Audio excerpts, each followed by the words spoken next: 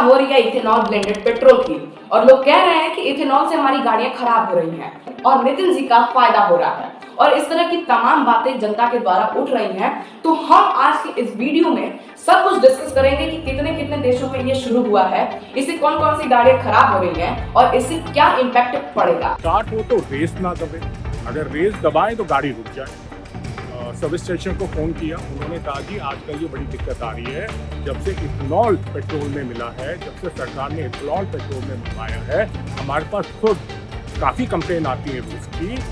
आम आदमी के मन में सबसे बड़ा सवाल ये है, क्या उनकी कार का माइलेज E20 पेट्रोल की वजह से कम हो रहा है? दोस्तों मैं आपको सबसे पहले बता दूं कि जो इथेनॉल ब्लेंडिंग पेट्रोल का जो कार्यक्रम है, ये सबसे पहले ब्राजील में शुरू हुआ था, क्योंकि जो इथेनॉल है यानी कि थाई अल्कोहल, वो आज की डेट में गन्ने के रस से भी बन सकता है और मक्के से भी बन सकता है और गेहूं से भी बन सकता है, और भी बहुत सारी चीजें हैं जिससे इथेनॉल बन सकता है। ब्राजील में सबसे ज्यादा गन्ना प्रोड्यूस किया जाता है और उसके बाद भारत में सबसे ज्यादा होता है। ब्राजील ने इसका कार्यक्रम बहुत पहले ही शुरू कर दिया था, यानी कि 1919 में जब ब्राजील ने इसका टेस्ट किया था और ब्राजील को लगा कि भाई हमें तो ये काम करना चाहिए, ये तो भाई फ्यूल का काम कर रहा है। तो इसलिए साल 1927 में जब ब्राजील ने अपने यहाँ पर एक कमर्शियल इथेनॉल बनाना शुरू कर दिया, यानी कि बकायदा प्लांट्स लगाने लगे जहाँ से इथेनॉल पैदा होता था, तो उस टाइम पर इतना ज्यादा हाई फाई तरीके से उसको लागू नहीं किया गया था कि भाई इथेनॉल को अपनी गाड़ियों में डालो और चलाओ।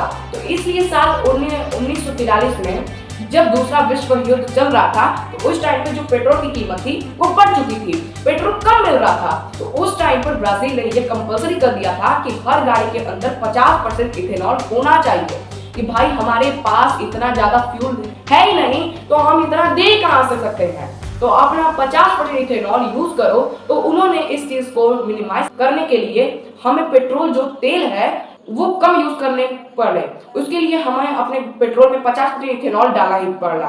अब जब ये चीजें किया गया तो ऐसा बिल्कुल नहीं था कि गाड़ियों में कोई दिक्कत नहीं आए, ऐसा नहीं था कि क्योंकि थोड़ी बहुत दिक्कत तो हो रही थी, और शायद यही उस चीज को लेकर इंडिया में सवाल उठाया गया कि भाई अगर ब्राजील में दिक्कत हो रही है तो हमारी गाड़ियों में भी होगी।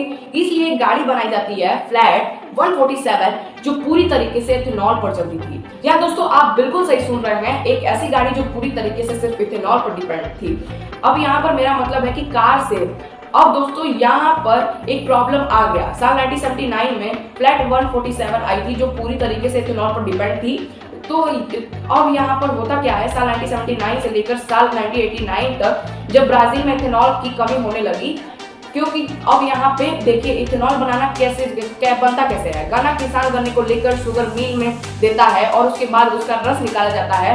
उसका रस निकालने के बाद अब उसका गुड़ बनाने, चीनी बनाए, इससे कोई मतलब नहीं है। बाद में उसका इथेनॉल भी बनता है। जब उस टाइम पे हुआ यह था कि चीनी के जो दाम थे वो बढ़ चुके थे और पूरी दुनिया में ब्राजील वालों ने सोचा था कि जब चीनी इतनी महंगी बिक रही है तो हम इथेनॉल क्यों बनाएं। इसके लिए साल 1979 से लेकर साल 89 तक इथेनॉल की कमी होने लगी, और इसलिए जितना ज्यादा ही हम इथेनॉल के अगेंस्ट बनाएंगे उतना ज्यादा ही नेगेटिव वीडियोस बनेंगे। अच्छा चलो मान लिया इथेनॉल ये दिक्कत हो रही है गाड़ी में, तो इसमें सीएनजी से भी तो दिक्कत हो रही है। सीएनजी अपने इंजन का पिकअप कम हो रहा है, जो इंजन की लाइफ है वो कम हो रही है, तो उस पे भी इस तरह के नुकसान क्यों नहीं होते। जैसे गाड़ी पहाड़ पे नहीं चढ़ सकती, उनको सीएनजी से कोई दिक्कत नहीं हो, लेकिन इथेनॉल से दिक्कत है।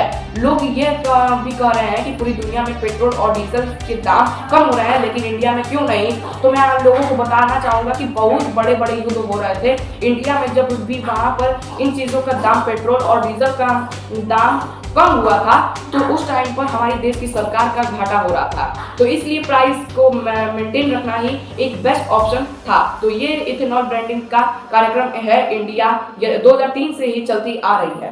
पहले इथेनॉल 3% मिलाया था, फिर 5%, फिर 10% और फिर 20%। बाकी आप क्या सोचते हैं इस चीज के बारे में कमेंट बॉक्स में और जरूर से बताइए। ये वीडियो पसंद आया हो तो वीडियो को लाइक जरूर करें, चैनल पे नए हो तो चैनल को सब्सक्राइब करना ना भूलें।